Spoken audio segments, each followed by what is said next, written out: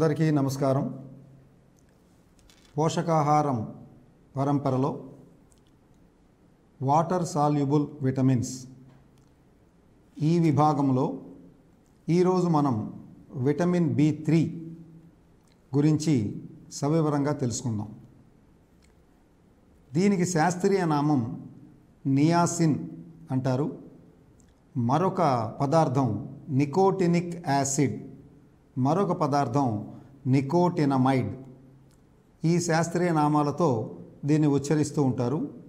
Vitamin B3 ఇది కూడా water soluble vitamin. ఇది తెల్లటి స్ఫటికాల రూపంలో ఉంటుంది మనం గమనించినప్పుడు.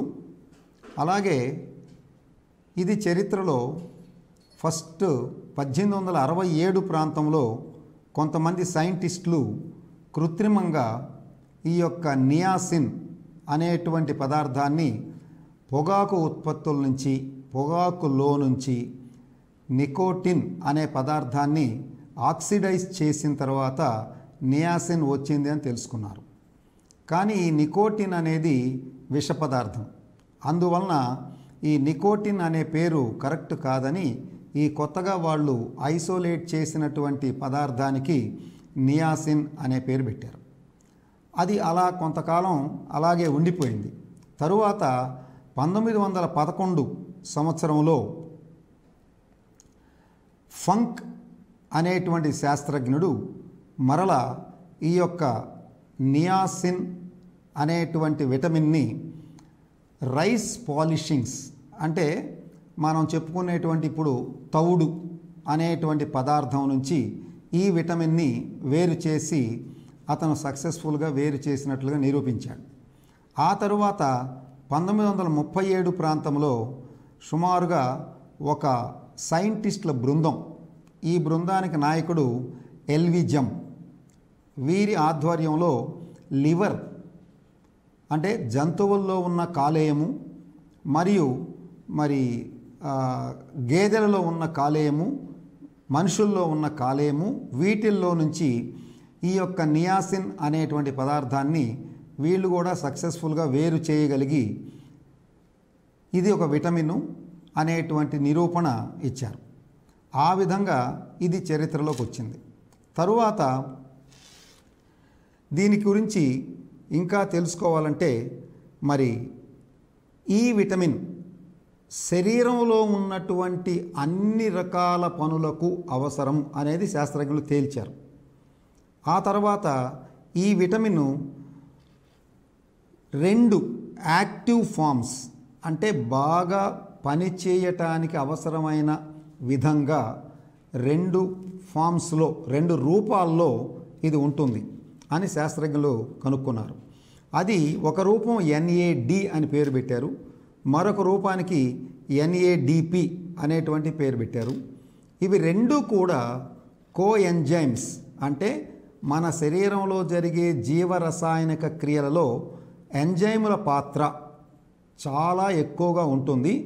ఇవి కూడా అలాగే ఎంజైములుగా పనిచేస్తూ అన్ని రకాల జీవరసాయన ప్రక్రియలు జరగటానికి తోడ్పడుతూ ఉంటాయి అనేటువంటిది ఈ ఫిజియోలాజికల్ ఫంక్షన్గా తేల్చారు.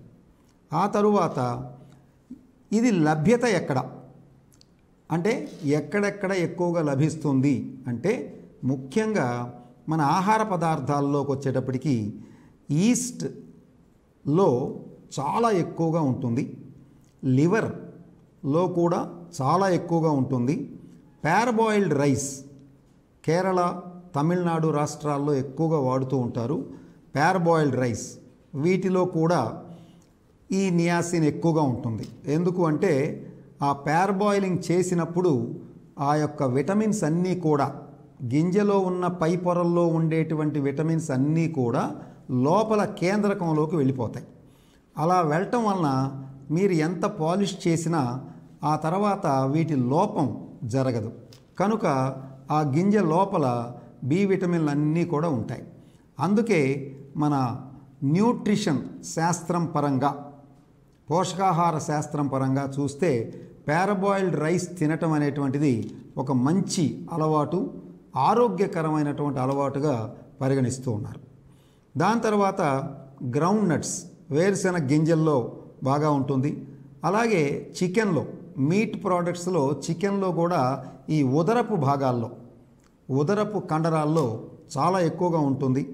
అలాగే గ్రౌండ్ బీఫ్ అంటే బీఫ్ ఖైమా అనొచ్చు మనం, ఆ గ్రౌండ్ బీఫ్లో కూడా చాలా ఎక్కువగా ఉంటుంది. ఇవన్నీ కూడా బాగా అత్యధికంగా నియాసిన్ లేక బి విటమిన్ ఉండేటువంటి ఆహార పదార్థాలు. ఒక మోస్తరుగా ఉండేటువంటి ఆహార పదార్థాలు కొన్ని ఉన్నాయి.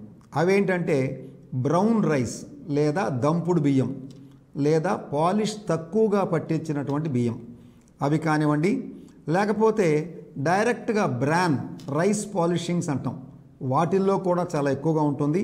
అలాగే మాంసాహారంలో ఎక్కువగా ఉంటుంది. అలాగే చేపలు, ఇంకా చిక్కుడు గింజలకు సంబంధమైనటువంటి అన్ని రకాల చిక్కుళ్ళలో కూడా ఈ విటమిన్ సమృద్ధిగానే దొరుకుతుంది. అలాగే ఇంకా సోర్సెస్లోకి వెళ్తే మన శరీరంలో కూడా ట్రిప్టోఫాన్ అనేటువంటి అమినో ఆమ్లాన్ని వాడుకొని నియాసిన్ని శరీరం తయారు చేస్తుంది. ఇంకా పూర్వంలాగానే ఇంటెస్టైనల్ ఫ్లోరా అంటే మన శరీరంలో ఉండేటువంటి బ్యాక్టీరియా కూడా ఈ విటమిన్ని తయారు చేస్తుంది. ఇంకా సింథటిక్ విటమిన్ కూడా ఉంది. బయట ఇతర పదార్థాల నుంచి తయారు చేసినటువంటి, ల్యాబొరేటరీలో తయారు చేసినటువంటి ఈ విటమిన్ B3 కూడా అందుబాటులోనే ఉంది. ఇవన్నీ మనం సోర్సెస్ కింద తీసుకోవచ్చు.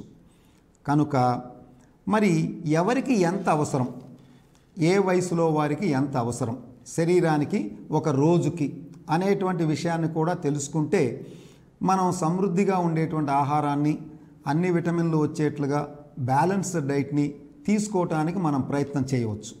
కనుక ఈ రిక్వైర్మెంట్ లేదా ఎంత అవసరం అనేది విషయానికి వస్తే చిన్నపిల్లల్లో సుమారుగా 10 మిల్లీగ్రాముల నుంచి ఒక 30 మిల్లీగ్రాముల వరకు ఒక రోజుకు అవసరం. 18 మిల్లీగ్రాముల వరకు ఒక రోజుకు అవసరం అవుతుంది. అంటే వివిధ దశల్లో 2-3 ఏళ్ల పిల్లల్లో ఒక రకంగా, 5-6 సంవత్సరాల పిల్లల్లో ఒక రకంగా, 12-13 సంవత్సరాల పిల్లల్లో 18 మిల్లీగ్రాములుగా ఇలాగ అవసరం ఉంటుంది. అలాగే పెద్దవాళ్లలో, మగవాళ్లలో ఒక రోజుకి 16 మిల్లీగ్రాముల విటమిన్ అవసరం. అలాగే స్త్రీలైనట్టయితే 14 మిల్లీగ్రాముల విటమిన్ అవసరం. అలాగే గర్భిణీ స్త్రీలకు 30 మిల్లీగ్రాముల విటమిన్ ఒక రోజుకు అవసరం. పాలిచ్చే తల్లుల్లో మరొక 5 గ్రాములు ఎక్కువ అవసరం, అంటే 35 మిల్లీగ్రాములు ఒక రోజుకు అవసరం అవుతుంది. కనుక గర్భిణీ స్త్రీలు, పాలిచ్చే తల్లులు ఈ విషయాలు అంటే మీకు ఆహారంలో కానివ్వండి, క్యాలరీస్లో కానివ్వండి, విటమిన్స్, మినరల్స్ కానివ్వండి, ఏవైనా సహజంగా స్త్రీలు తీసుకునే వాటికంటే ఒకంత ఎక్కువ తీసుకోవాలి అనేది గ్రహించి వాళ్ళు తీసుకోవటానికి ప్రయత్నం చేయాలి. దానికి అనేక అడ్డంకులు ఉండొచ్చు. చాలామంది ఏమంటారంటే వాంతులు అవుతున్నాయి సార్ ఎక్కువ తింటే, అందుకని సహజంగా తినటం మానేస్తారు. అది చాలా తప్పు. చాలా తక్కువ మోతాదుల్లో 4-5 సార్లు 6 సార్లు అయినా తీసుకుంటూ ఆ రోజుకి కావలసినంత మేరకు తీసుకోవటం అనేది ఒక ప్రయత్నంగా చేయాలి. అలాగే ఫంక్షన్స్ ఏంటి? ఓకేనండి, ఈ విటమిన్ ఉంది. ఈ విటమిన్ మన శరీరంలో ఏమి పనులు చేస్తుంది అంటే ఒక బ్రాడ్గా, ఓవరాల్గా ఏం చెప్పారంటే శరీరంలో ఉన్న ప్రతి అవయవం సవ్యంగా పనిచేయడానికి ఈ విటమిన్ అవసరం అనేటువంటిది శాస్త్రజ్ఞుల అంచనా. మరి ఆ రకంగా చూసుకున్న తర్వాత ఈ కోఎన్జైమ్స్ ఏవైతే NADP ఉన్నాయన్నామో ఇవి అనేక జీవరసాయన క్రియల్లో పనిచేస్తూ మన శరీరంలో మనం తినేటువంటి ఆహారంలో ఉన్నటువంటి పిండి పదార్థాలు, అలాగే మాంసకృత్తులు, అలాగే కొవ్వు పదార్థాలు, నూనెలు మరియు కొవ్వు పదార్థాలు ఇవన్నీ కూడా సవ్యంగా అరగటానికి ఈ విటమిన్లు ఆ చర్యల్లో పాల్గొనకపోతే అరగదు. కనుక ఇది సమృద్ధిగా ఉన్నట్లయితే ఆ NADP రూపాల్లో అన్ని జీవరసాయనిక క్రియలు సవ్యంగా జరిగించి జీర్ణ ప్రక్రియ పర్ఫెక్ట్గా చేసి ఆహారం శక్తిగా మార్చి మన శరీరానికి అందిస్తుంది. అలాగే ఇంకా లోతుగా పరిశీలించినప్పుడు శాస్త్రజ్ఞులు తేల్చింది ఏంటంటే NAD అనేటువంటిది కెటబాలిజం, అంటే మనం తిన్నటువంటి ఆహారము జీర్ణ ప్రక్రియ జరిగి సూక్ష్మ రూపమైనటువంటి అణువులుగా మారటం, దానికి NAD తన పనులు అవసరం. అలాగే ఆ సూక్ష్మ రూపంలోకి వచ్చినటువంటి అణువులుగా ఉన్న ఆహార పదార్థాలని తిరిగి మన శరీరం ఉపయోగించుకొని మన శరీరానికి శక్తికి, శరీరం ఎదుగుదలకి, శరీరంలో వచ్చే రిపేర్లకి, వీటన్నిటికీ ఉపయోగించుకునేదాన్ని యానబాలిజం అంటారు. ఈ ప్రక్రియకి NADP అనేటువంటి రూపంలో ఉన్నటువంటి ఈ విటమిన్ బాగా సహకరిస్తుంది అని కనుక్కున్నారు. తరువాత ఇంకా బీపీని కూడా తగ్గించేటువంటి అవకాశం ఈ విటమిన్ ద్వారా ఉంది అనేది, అలాగే కొలెస్ట్రాల్, రక్తంలో ఉన్న కొలెస్ట్రాల్ శాతాన్ని తగ్గించేటువంటి అవకాశం కూడా ఉంది. అలాగే LDL కొలెస్ట్రాల్ని బాగా తగ్గించి HDL కొలెస్ట్రాల్ని బాగా పెంచేటువంటి ప్రక్రియ కూడా ఈ విటమిన్ అవసరము అని కూడా తేల్చుకున్నారు. అలాగే మన పెద్దవాళ్ళలో వచ్చే మోకాళ్ళ నొప్పులు, ఆర్థరైటిస్ వగైరా, జనరల్గా ఈ ఆర్థరైటిస్ ఇవి ఎందుకంటే హైలీ పాలిష్డ్ బియ్యం తినటం వల్లనే ఎక్కువగా వస్తున్నాయి. కనుక ఆహారం తినటం అనేటువంటిది పూర్వం ఉన్నటువంటి విధానాలు మారిపోయి ఇప్పుడు ఎక్కువగా జంక్ ఫుడ్స్ ఎక్కువగా తింటూ ఉన్నారు. దానివల్ల ఈ విటమిన్ లేక మోకాళ్ళ నొప్పులు ఎక్కువగా వస్తున్నాయి, ఆర్థరైటిస్. కనుక ఈ విటమిన్ వాడటం వల్ల ఈ మోకాళ్ళ నొప్పులు కూడా తగ్గుతాయి అని శాస్త్రజ్ఞులు నిరూపించారు.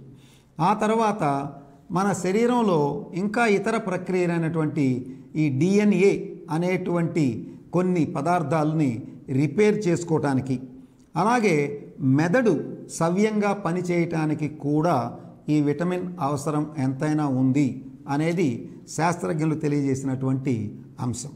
దీని తర్వాత మరొక, ఇందాక మనం అనుకున్నప్పుడు ఎల్వి జమ్ అనేటువంటి శాస్త్రజ్ఞుడు, ఆయన యొక్క కోవర్కర్స్, తనతో పాటు పనిచేస్తున్న శాస్త్రజ్ఞులందరూ కలిసి కుక్కల్లో వచ్చేటువంటి బ్లాక్ టంగ్ అంటే నాలుక ఈ విటమిన్ లోపం వలన ఆ కుక్కల్లో బాగా నల్లంగా అయిపోవటాన్ని గమనించారు. గమనించి ఈ విటమిన్ వాడి ఆ నలుపు పోయి మళ్ళీ నాలుక నార్మల్గా రావటానికి కూడా వాళ్ళు ప్రయోగాల ద్వారా గమనించి శాస్త్రీయంగా చెప్పడం జరిగింది.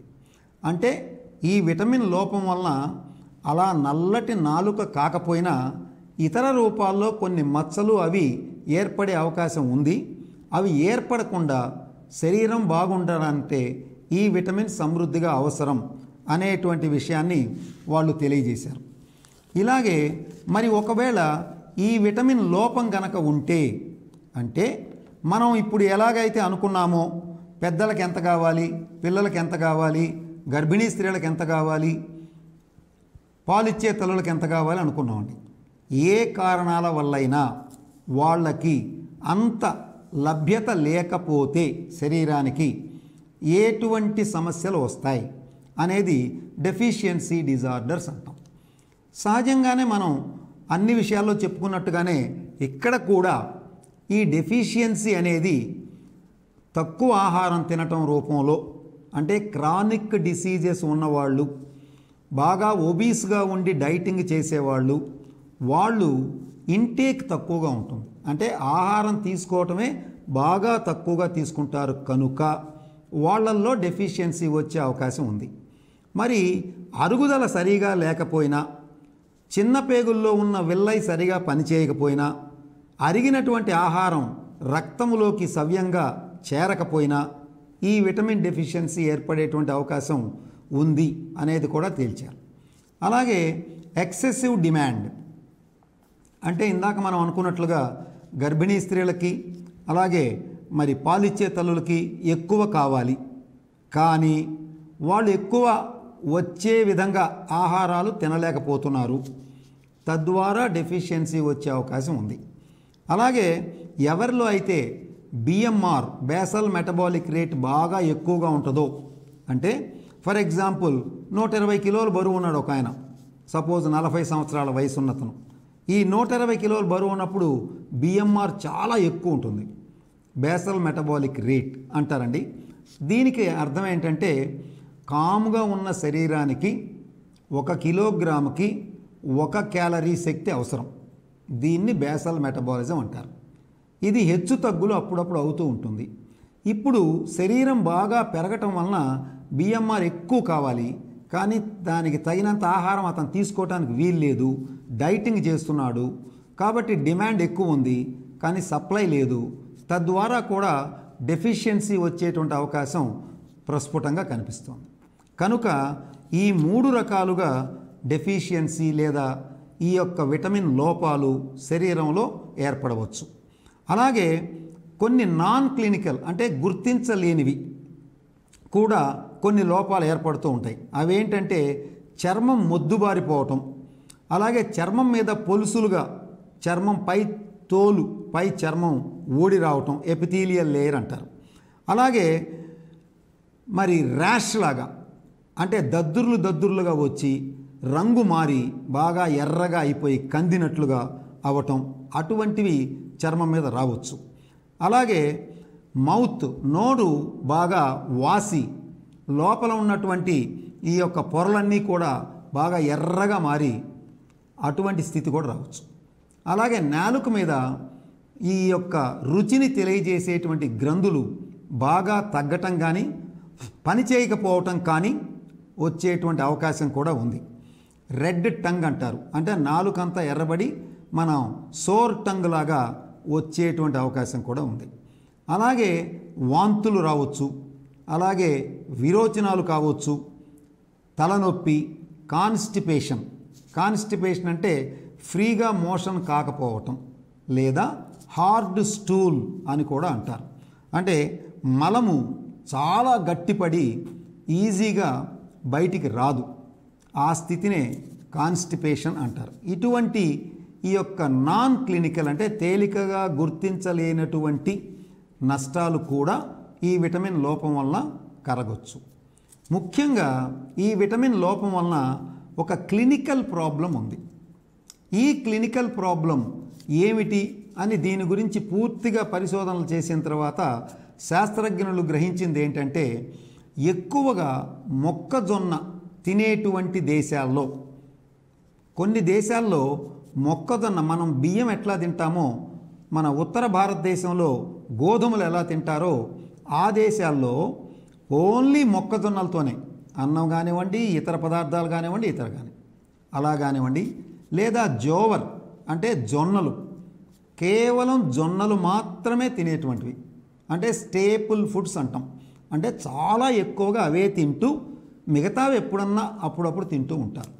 ఫర్ ఎగ్జాంపుల్ ఒక 50-60 సంవత్సరాల వెనక్కి వెళితే మన దేశంలో కూడా నాగార్జున సాగర్ ప్రాజెక్ట్ రాకముందు ఈ ఆంధ్ర ప్రాంతంలో మెజారిటీ ప్లేసెస్లో జొన్న, మొక్కజొన్న, లేకపోతే సజ్జలు, రాగులు ఇవే ప్రధాన ఆహారం. సాగర్ వచ్చిన తర్వాత, నీరు వచ్చిన తర్వాత వరి ఇప్పుడు ప్రధాన ఆహారం అయింది. నాకు బాగా గుర్తు, నేను 5-6 తరగతులు చదివేటప్పుడు కూడా ఈ యొక్క బియ్యంతో అన్నం అనేది సాంబువ్వ అంటే దేవుడికి పొంగలు పెడతానికి మాత్రమే ఉండేది. మిగతా అంతా జొన్నలు, సజ్జలు, రాగులు ఇవే వాడేవాళ్ళం. కనుక ఇప్పుడు ఆ పరిస్థితి లేదు. కానీ ఆ పరిస్థితి ఉన్న కొన్ని దేశాల్లో ఈ యొక్క క్లినికల్ ప్రాబ్లం అంటే గుర్తించదగినటువంటి లోపం ఒకటి వస్తుంది. దానికి పెల్లెగ్రా అనేటువంటి పేరు పెట్టారు.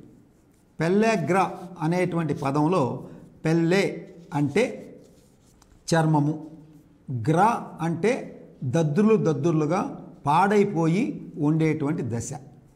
కనుక ఈ పెల్లెగ్రా గురించి రీసెర్చ్ చేసిన తర్వాత దీన్ని శాస్త్రజ్ఞులు 3D డిసీజ్గా నిర్ణయించారు. అంటే 3Ds ఉంటాయి దీంట్లో. ఏమిటవి?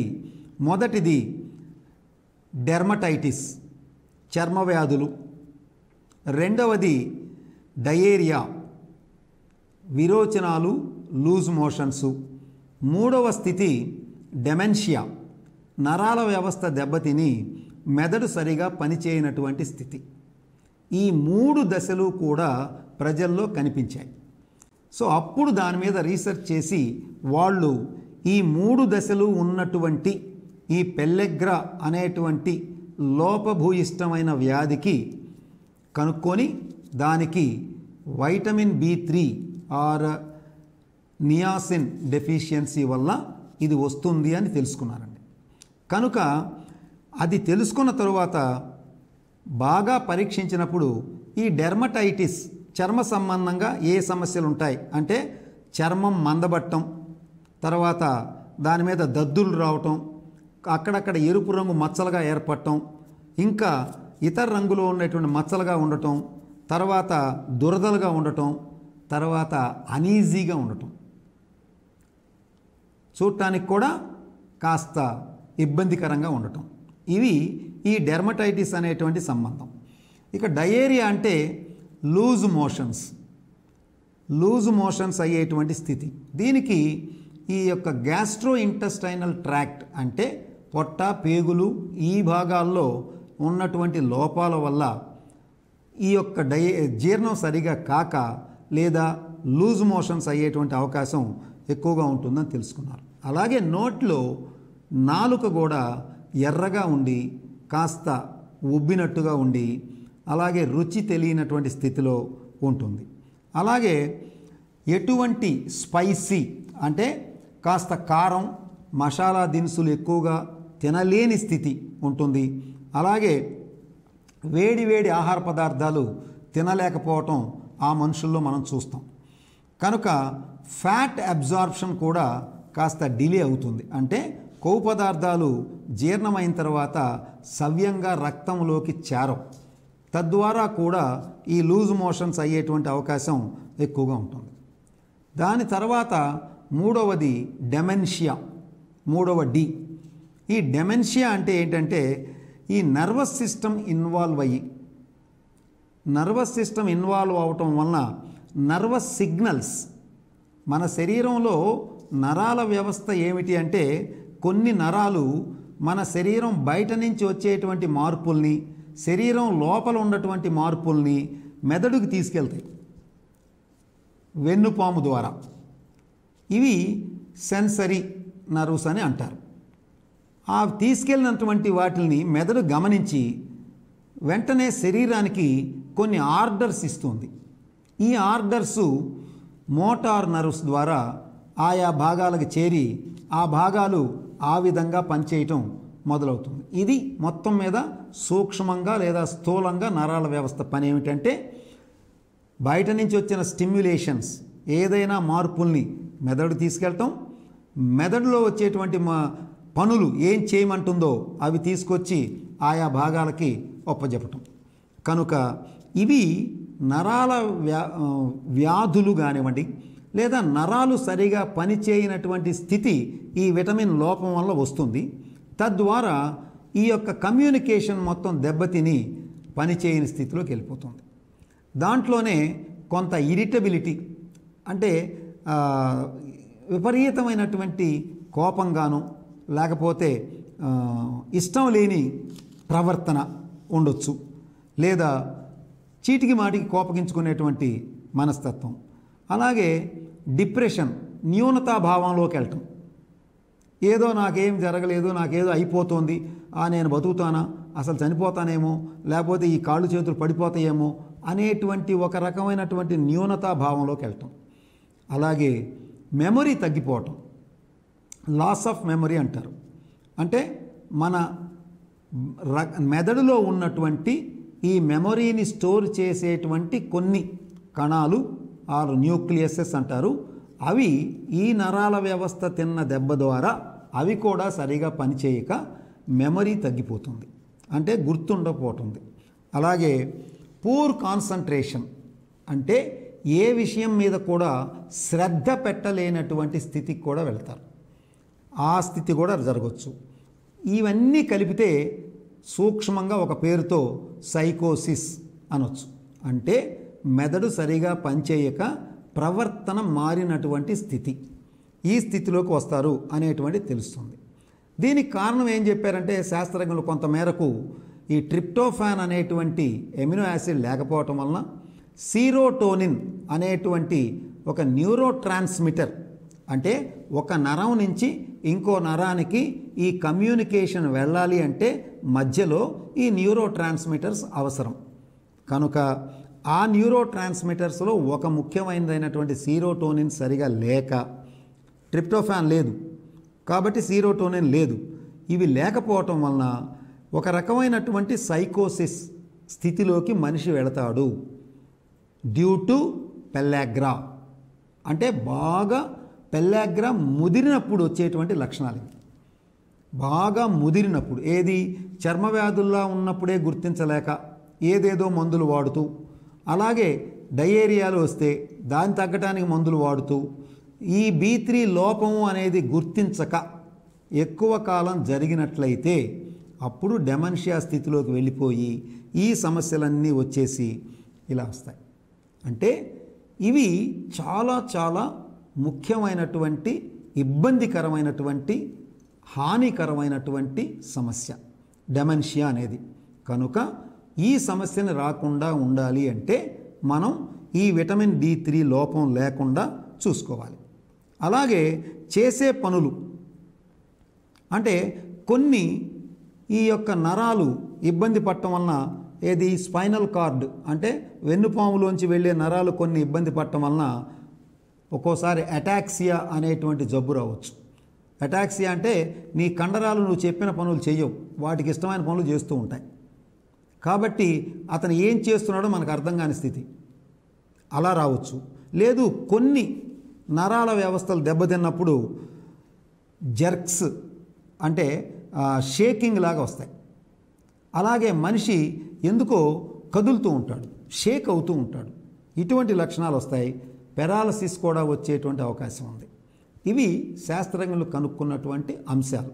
కనుక మనం తెలుసుకోవాల్సింది ఏంటంటే విటమిన్ D3 లోపం వలన ఇన్ని రకాల సమస్యలు ఉన్నందువల్ల ఈ లోపాన్ని రాకుండా మనం జాగ్రత్తగా సరైనటువంటి పోషకాహారం ద్వారా, ఎందుకు ఈ విటమిను పోషకాహారం ద్వారా మాత్రమే వస్తుంది.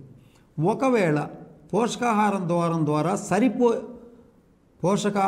ద్వారా సరిపోయినంత అందనప్పుడు శరీరానికి వెంటనే సింథటిక్గా ఉన్నటువంటి విటమిన్ B3ని ట్యాబ్లెట్ల ఫారంలో కానీ ఇంజెక్షన్ల ఫారంలో కానీ వాడి ఈ లోపాన్ని సరిచేసుకొని ఆరోగ్యంగా ఉండటానికి ప్రయత్నం చేయాలి. కనుక మరి ఇలా వాడాలి అంటే చికిత్సా విధానంలోకి వెళ్ళాలి.